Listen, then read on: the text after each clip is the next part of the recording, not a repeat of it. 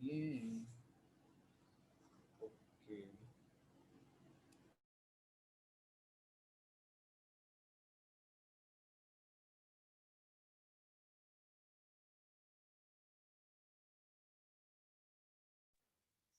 Bien,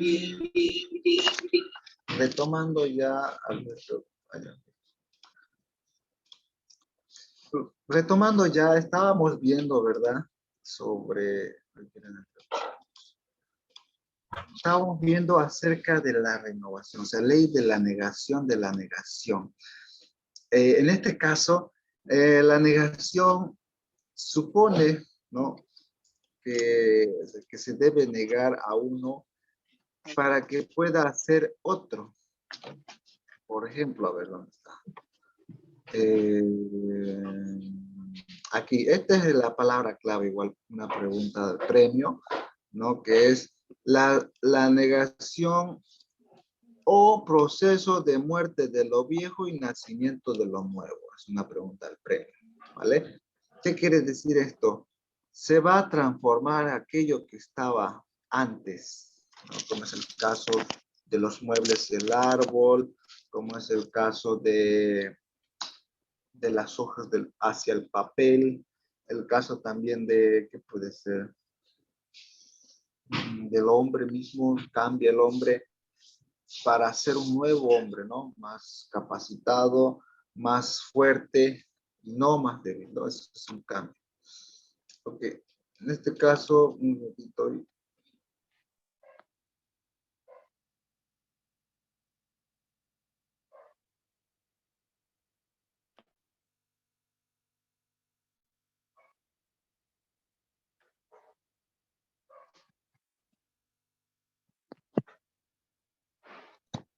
Ya. Bien, bien, tenemos un inconveniencito ya. Pues dice, vamos a negar, ¿no? Vamos a negar algo para que pueda surgir algo nuevo. Yo le había puesto acá, ¿no? El gobierno, que algunos pititas la grada y algunos golpistas, ¿verdad? ¿Qué era el este? Se sustituyó lo viejo por lo nuevo, otro nuevo gobierno. Bueno, ya no es la misma persona, pero es de la misma ideología, podríamos decir entonces, pero ha habido un cambio, ¿verdad? Se sustituye, se renueva, ¿correcto? La materia, o el conocimiento, la vida, el estudio, todo se renueva, ¿ya? Entonces, a ver, los principios del materialismo filosófico, científico, dialéctico. Bien, aquí esta es la parte más crucial, ¿no? Este es el tercer nivel, agárrense, digo. Eh, este es además de transformar, digamos, a la materia, al hombre mismo, transformarlo, sucede también que hay lo que es, aparte de transformar, dominar a los dos, dominar al hombre, a la naturaleza, eh, ya que, a ver qué dice acá, la posición del filosófico científico quiere decir ya no hay nada ideal, solo lo material. Este es lo opuesto a la que era el idealismo. Que la materia incluso crea nuestro espíritu. Las cosas, claro, están en sí mismas ahí en el mundo y también el mundo exterior. Ok. Este ya es el nivel más alto, pero también es un nivel escéptico. Ya no te acepta ninguna creencia, ni que fue, ni una religión. Eh, y te va a decir aparte que sí, también está regido por leyes naturales. O sea, pero que están en movimiento estas leyes. Todas las leyes también cambian acá. A ver, también como el conocimiento, yo le ponía el ejemplo del conocimiento en la enseñanza, digamos, ¿no? La enseñanza siempre ha sido un factor para el hombre en su evolución, porque el hombre también se transforma con el conocimiento. El hombre mismo puede ser un dictador, puede ser un buen gobierno, puede ser un buen profesor, un mal profesor, por el conocimiento que lo ha transformado, ¿ya?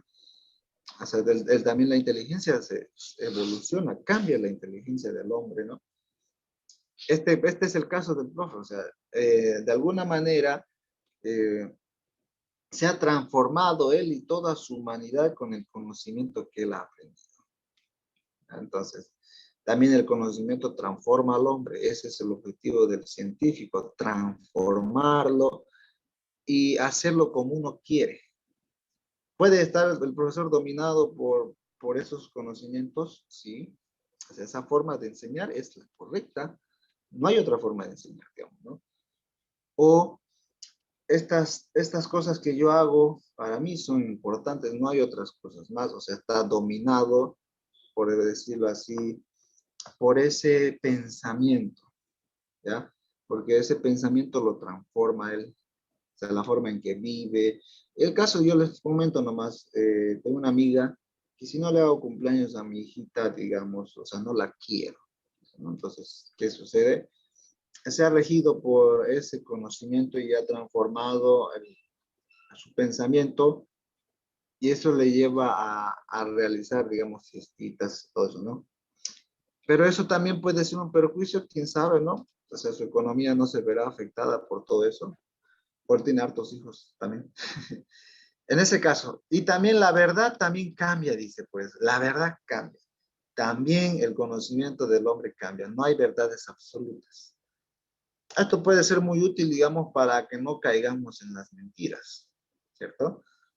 En las promesas, en los que nos dicen las personas. Y todo lo que ustedes aprenden en esta carrera, también hay algunos errores. Yo les digo siempre que el hombre siempre tiene errores en la educación, en lo que enseña, en lo que hace, en lo que dice, en lo que vive. Siempre hay un grado de error, ¿sí? No puede ser exacto. Ustedes ven, es como el equilibrio. Si el hombre tuviera un pensamiento claro del equilibrio de una buena salud, pues no se enfermaría, estaría feliz. Ah, no, pero no tiene conocimiento. Ok, entonces ese es un desequilibrio bastante fuerte porque afecta a la economía, afecta a la familia, afecta a la salud, afecta a su psicología emocional, afecta a sus ingresos, todo. Entonces, ese es más, vamos a decir que el socialismo científico es el más aplicado, ¿no? Es el conocimiento aplicado, transformado y dominado de la naturaleza, de toda la naturaleza, incluyendo al hombre. Entonces, los antecedentes que hay, digamos, en las áreas de estudios del pensamiento marxista, ya, es como decir, ¿de dónde nace el materialismo? De la filosofía alemana, la economía, política inglesa, la sociología, ¿no? Porque todos estos tienen que ver, digamos, con la naturaleza, ¿no? La sociología es la naturaleza, estudio de la naturaleza del hombre con sus semejantes, entre todos. Y es bastante complicada.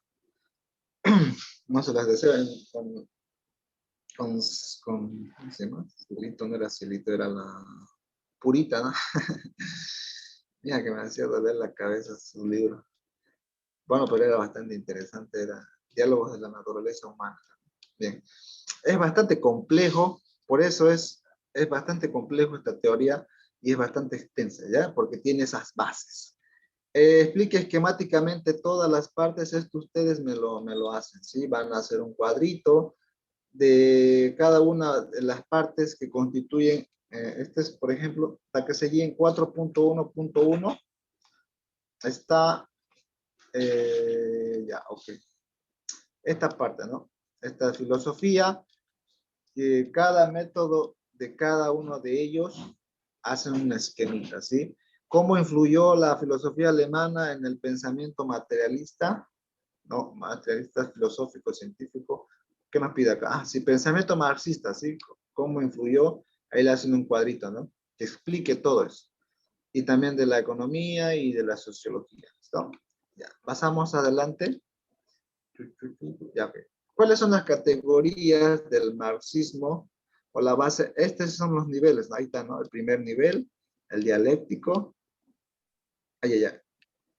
No se confundan con el materialismo de más antes, que hemos visto el materialismo mecánico, dialéctico y científico. Este es de solo Marx, ¿ya?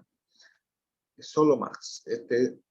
Del autor Carlos Marx va a decir que el materialismo se divide en dialéctico, se divide en histórico y en científico, ¿sí? Ahora expliquemos el dialéctico primero. Entonces, esto de acá no, ¿ya? Porque está acá. Dice, el materialismo es dialéctico. ¿Qué dice?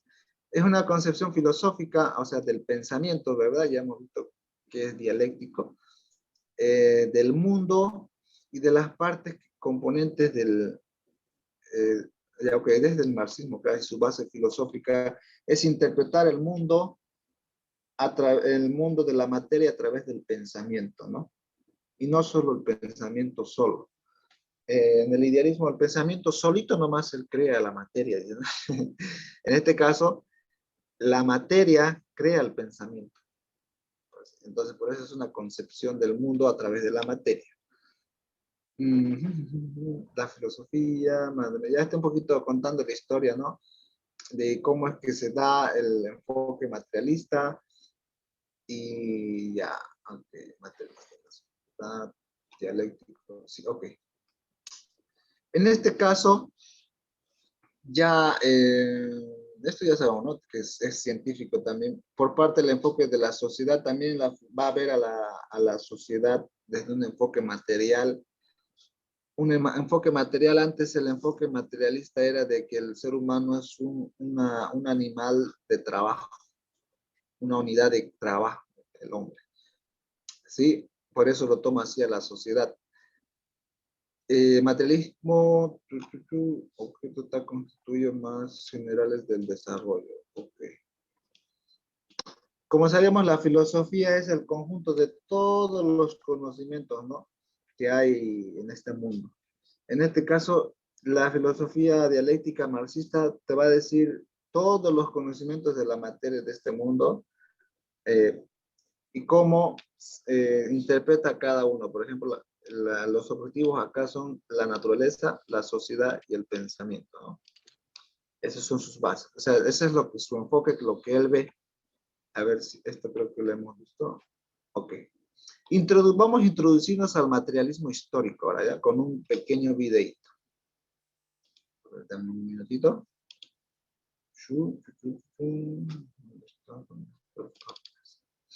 Vamos a introducir un pequeño videito del materialismo histórico. Ya, este es el materialismo histórico.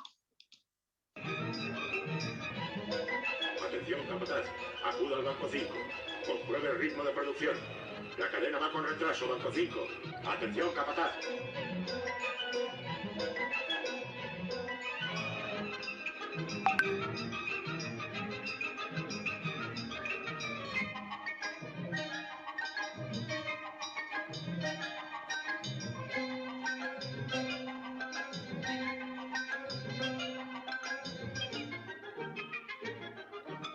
Ahí como le hace trabajar, ¿no?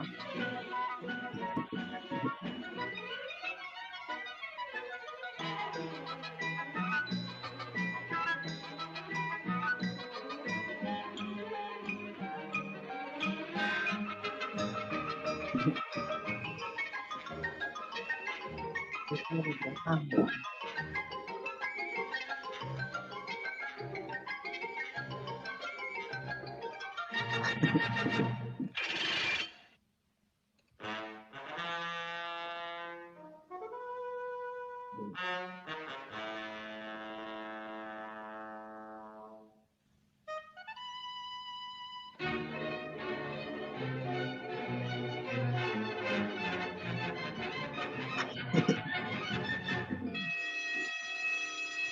Esa es la igual.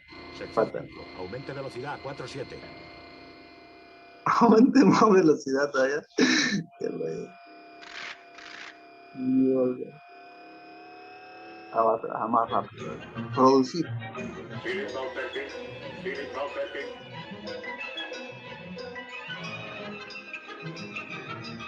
Dame.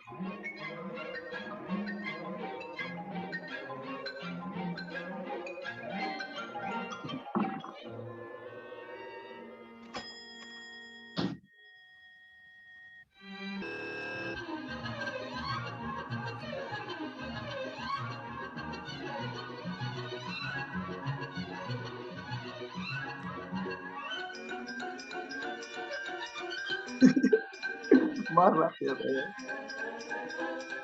más rápido.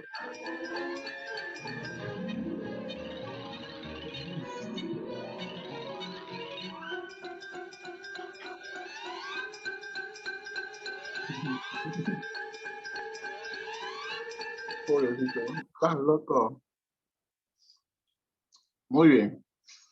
¿Qué le ha parecido eso? Vamos a entrar a... Bien, volvemos. Ya. Un ratito. Ya, bien. Es materialismo histórico. ¿Qué es eso, digamos, no? Sucede que, como está influenciada, ¿no? La filosofía marxista, estaba hablando del marxismo, está influenciada por la economía inglesa, acuérdense, hemos visto más arribita. ¿Qué dice? ¿Y cómo era la economía inglesa? Era el sistema capitalista, que era eh, tomarlo al hombre solo como un medio de producción, un medio de trabajo. No me importa al hombre su pensamiento, si se cansa o no se cansa, cómo piensa, cómo no piensa, qué quiere, qué no quiere, sus sentimientos. No me importa nada de él, me importa su capacidad de trabajo. Es algo como el humanista, ¿verdad? Entonces, eso nos dice el materialismo histórico. Está basado en la economía inglesa. Ok, ¿qué dice? Otra parte importante que puede ser pregunta premio, que está controlada por leyes generales del desarrollo social, ¿no? La historia está gobernada por leyes del desarrollo social basada en la economía, por eso todas son relaciones económicas, todo es relación económica. No puede surgir no puede haber el sujeto sin relación económica, porque no tiene un medio de sustento que pueda permitirle desarrollarse, vivir, alimentarse, cuidar de su familia, ¿verdad? Entonces, eso es lo que te va a medir el materialismo histórico, ¿correcto?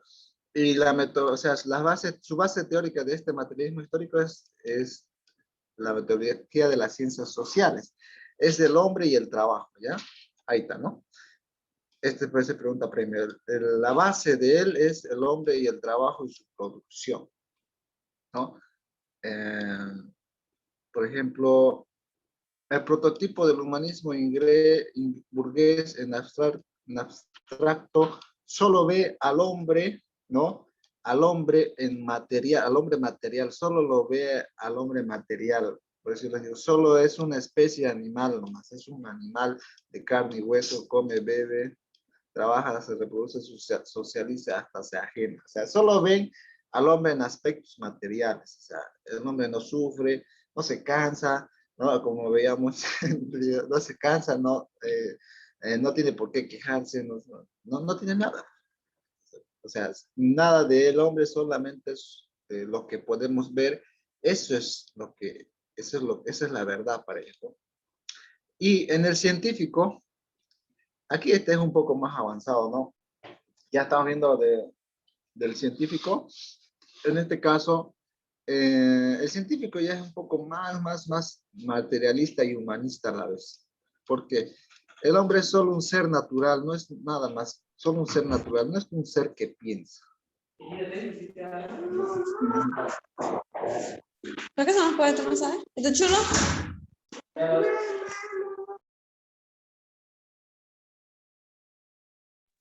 Bien, en vez de silenciar, no me silencia.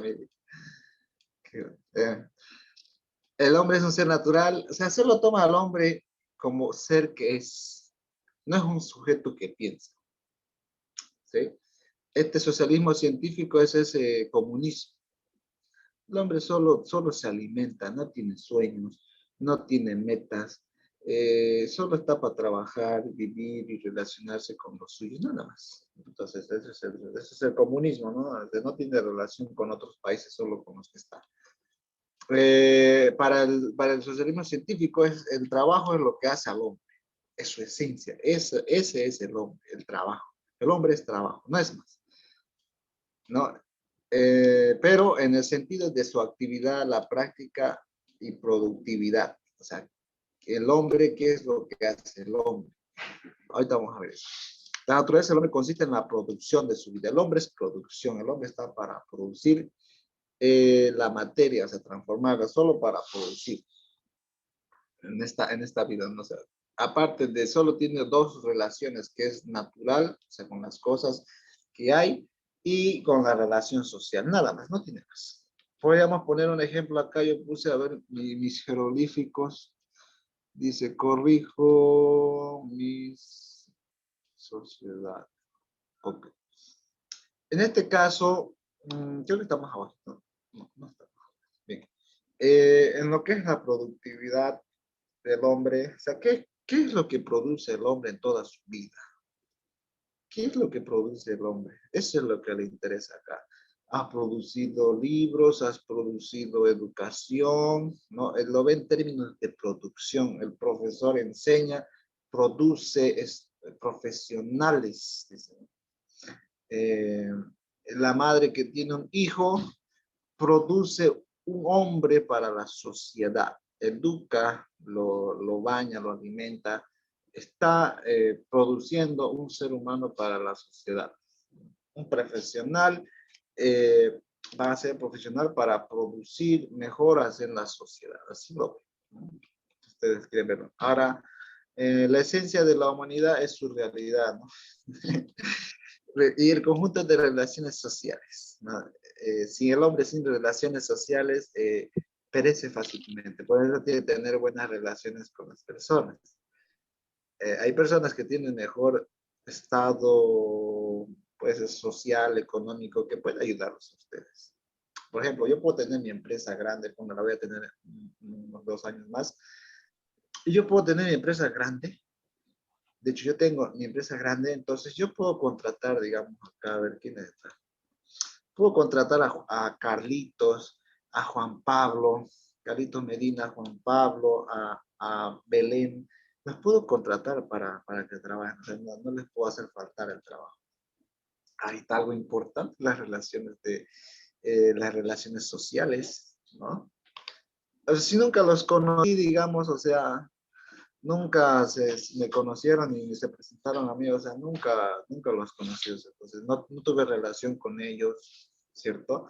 Entonces no hay, pues, oportunidad de algún trabajo. Por eso siempre tengo buenas relaciones con las personas. ¿Okay? Una técnica de esto, una base del marxista es que es humanista. Ya sabemos qué es el humanista, ¿no? O sea, a mí me importa que el hombre produzca y eso es lo que me importa, nada más. Un vasito de agua, gracias. Eso es lo que me importa, nada más. Además de ser humanista, o sea, el hombre existe por sí solo, no necesita un creador, por eso niegan a Dios. Es un naturalismo realizado, o sea, solo toma en cuenta al hombre y cómo se realizó el hombre.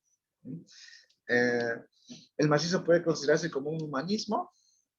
Ok, claro, es un humanismo, claro, el marxismo de Marx, porque solo toma al hombre y su capacidad de producción, ¿correcto? Sintetiza algunos conceptos como materia. Bien. Esta aquí ustedes lo van a complementar ya. Materia, ¿qué es materia? Van a hacer un conceptito como los que les voy a mostrar abajito, ¿ya? Van a hacer ahí. ¿Qué es materia? Según Marx, ¿qué es materia? No materia, digamos, de un curso, ¿no? Según Marx, ¿qué es materia? O el materialismo, ¿qué es materia según el materialismo?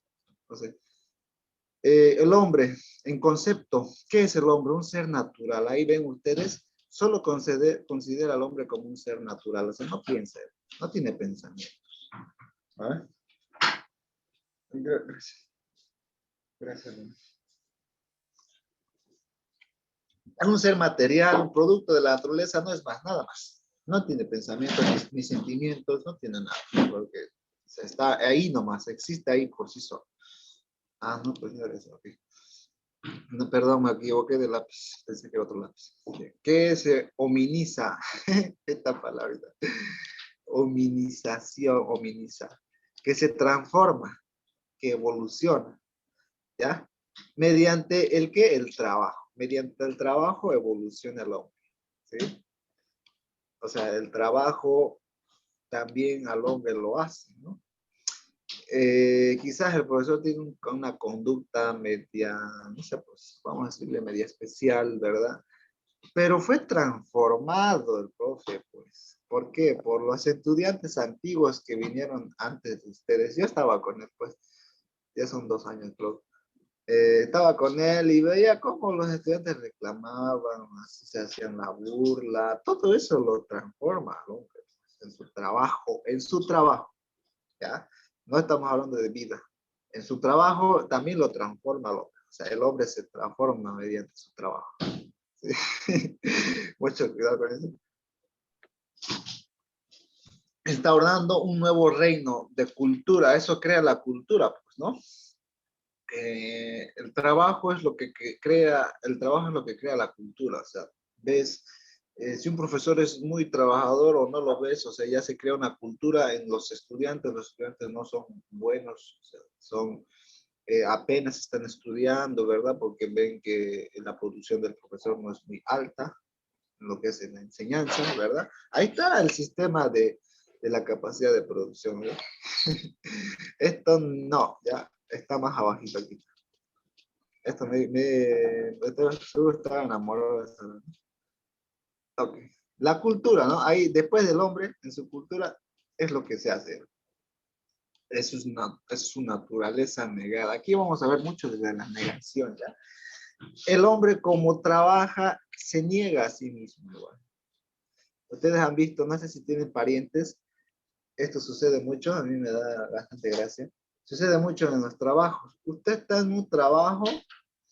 Usted no puede decir esto, no puede decir lo otro, no puede hacer esto y no puede hacer lo otro, tiene que cumplir los horarios.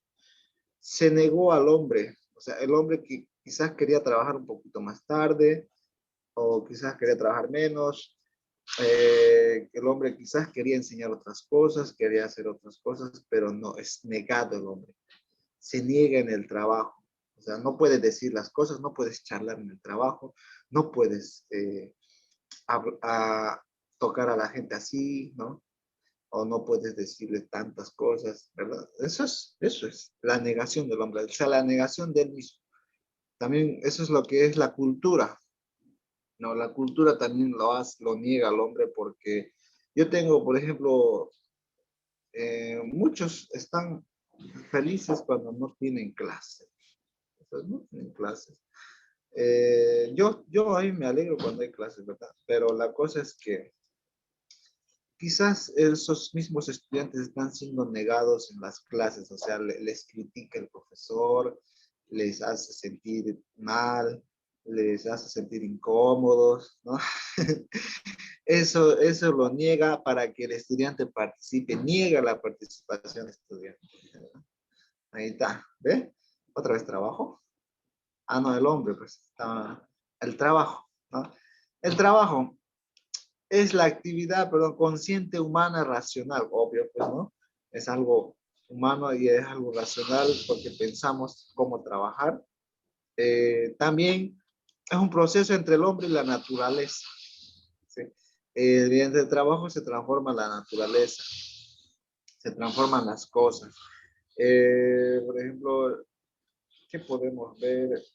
Lo que venden, digamos, empanaditas en las calles, ¿no? Transformaron, digamos, la materia, lo que es natural, es la papa, vamos a decir, ¿no? Para transformarlo en qué empanadas. Ya fue transformado, mediante su trabajo transformó a la naturaleza, ¿sí? Ese es lo que consiste acerca del trabajo en el pensamiento de Marx, ¿no? La producción. Eh, la tesis que él maneja, tesis es un título, ¿ya? Si ustedes, ¿qué es una tesis? Es un título de una investigación. Eso es tesis. ¿Y cuál es la tesis de Marx? Que el hombre necesita trabajar. ¿Necesita trabajar para qué? Para vivir, necesita alimentos. O sea, para tener alimentos necesita trabajar. Para tener vestidos necesita trabajar. Vivienda también necesita trabajar. Y otros bienes materiales. Uy, se está acabando mi time. Bien, eso es lo que nos dice, pues. Se necesita trabajo, mediante el trabajo para la obtención de otros materiales. Entonces, mediante el trabajo o la obra en la materia, esto también genera a través de la obra en la materia, o sea, el trabajo genera el ingreso que le permite conseguir los bienes materiales que él necesita. Esto es complementario, lo puse porque me pareció muy interesante, porque ahí tiene que haber condiciones de trabajo del hombre. ¿Dónde tiene que haber condiciones de trabajo? A ver, condiciones en el sentido de que tiene que haber naturaleza para que haya trabajo. Tiene que haber una sociedad para que haya trabajo. Porque sin naturaleza, ¿de dónde sacas el material para hacer eso? ¿No? No hay, o sea, no puedes vender nada. Y sin sociedad, digamos, tenés la materia, pero no tenés la sociedad a quien venderle. O sea, no tenés a personas, ¿a quién vas a vender? A nadie, ¿no? Entonces, se necesita estas dos condiciones, o sea, se requiere de ambos. No sé por qué puse esto acá, a ver. Ah, sí, todo tiene que ver con la producción, ¿no? Bien, la producción de los bienes materiales y la vida de la sociedad. Ok. Ahí nos dice, ¿no? Sin actividad laboral, la vida sería imposible, la vida humana. ¿Y qué tiene que haber para eso? Tiene que haber estas fuerzas, que son las fuerzas productivas. O sea, la fuerza del hombre en el trabajo. Tiene que haber también, aquí ya lo que yo les decía mucho, las relaciones de producción. Esto es el sentido de las relaciones económicas. Por eso siempre tienen relaciones, les decía, ¿no? ¿Para qué? Para la compra y venta, intercambio y distribución de sus bienes, ¿no? O sea, de lo que el hombre produjo con su fuerza productiva, ¿cierto? O sea, son complementarios. Y más abajo, la estructura, un momentito, a ver.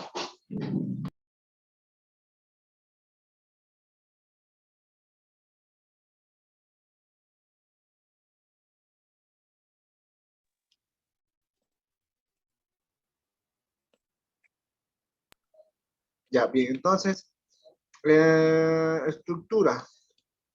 También tiene que haber una estructura, claro, una estructura de la sociedad. Para él, la base de la sociedad, digamos, está conformada por una supraestructura. ¿Cuál es? Más abajito, ¿verdad? La superestructura que está conformada toda la sociedad, el hombre, está conformada por quiénes. Aquí está, ¿no? Esta es la palabra clave, el Estado. ¿Quién más está conformada? El derecho, las leyes, los partidos políticos, ahí están, ¿no? Sus partidos favoritos más, ¿no? Las ideas políticas, la forma de gobierno de esos partidos, la moral, el arte, ¿no? En el sentido de la creatividad, de crear algo nuevo. También la filosofía, la religión, la iglesia, la filosofía otra vez, ¿no? Todos esos rasgos son sociales, que forman, digamos, la estructura de una sociedad. Sin eso no habría una sociedad, ¿verdad? Entonces, ya aquí un poquito voy a pedir a que me lean mi nena acá, ¿dónde está mi nena? Bien, ok, me va a leer.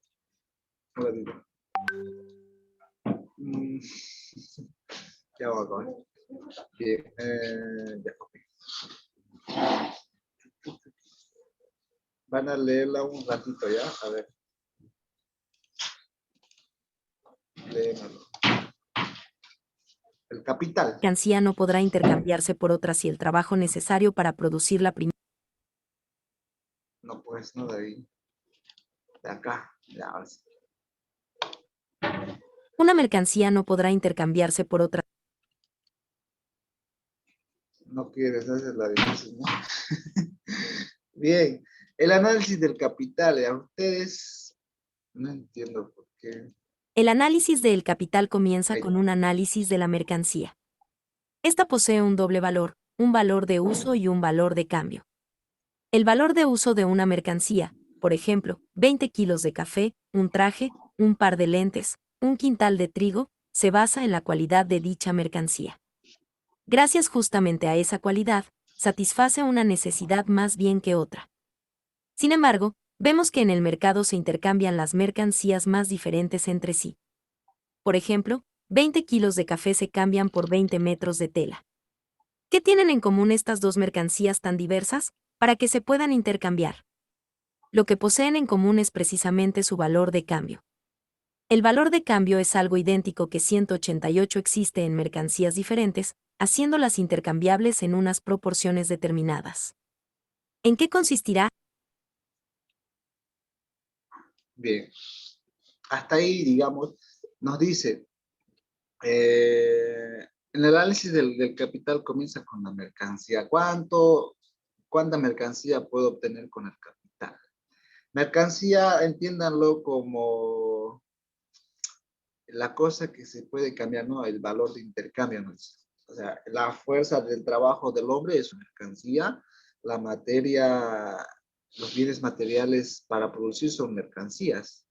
O sea, entonces, todo eso es la base del capital. Sin eso no se obtiene más capital, o sea, el beneficio. Sí, ahí un poquito para que ustedes se entretengan, le puse, ¿no? Ya me emocioné, ¿no? La plusvalía. Vamos a ver la plusvalía. ¿Qué dice la plusvalía? Ok. Ven ahí, mi amor, dale. 5 de enero de 2011 plusvalía. La plusvalía puede entenderse como el equivalente monetario, o sea, en dinero, del valor adicional a su fuerza de trabajo que produce un trabajador, y que el burgués se apropia o le extrae, con lo cual puede tener lugar el proceso de acumulación capitalista.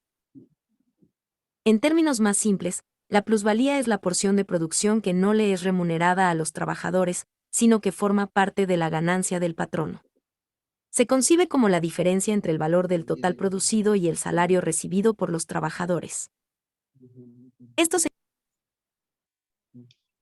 Bien, hasta ahí, ¿no? La plusvalía viene a ser un valor adicional a lo que produjo un trabajador. Eso es lo que se queja el profe, ¿no? Quizás se queja un poco del sueldo, digamos. O sea, yo pongo todo mi corazón, mi empeño, mi tiempo. Eso no lo miden, no me pagan eso en dinero. No me miden eso. Entonces, a eso se refiere con la plusvalía que el burgués o el capitalista, en este caso el que lo contrató, no toma en cuenta, digamos, su cansancio, su estrés, que se aburra ahí revisando, no toma en cuenta, o sea, solo en lo que puedes producir, eso nomás yo te puedo pagar, ¿no? Ahí está mercancía, un poquito ya más arriba creo que está la respuesta de mercancía y la lucha de clases, creo que vamos a acaparar hasta donde estamos, alienación. Bien, la lucha de clases. Esto ya sucede, es como el rico, el pobre, como estas son las clases sociales. Este quiere decir clase baja, clase media, clase alta.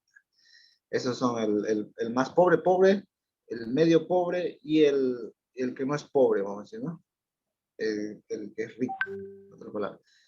Parte de ello, ustedes pueden divertirse ahí un poquito y la alienación. Ahí vamos a dejarlo ya, chicos. Espero que hayamos aprendido algo. Aprendí mucho. ¿Hasta aquí estamos bien?